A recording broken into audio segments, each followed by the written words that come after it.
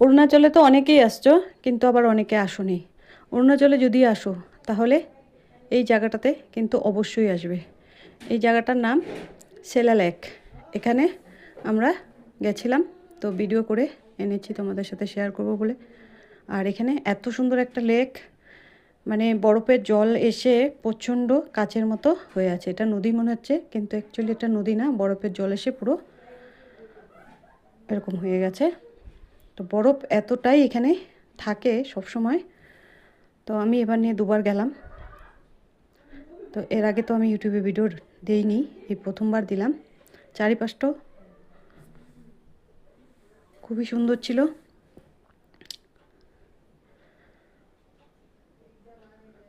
আর দেখো বরফ কতটা, প্রচুর বরফ জমা হয়ে আছে।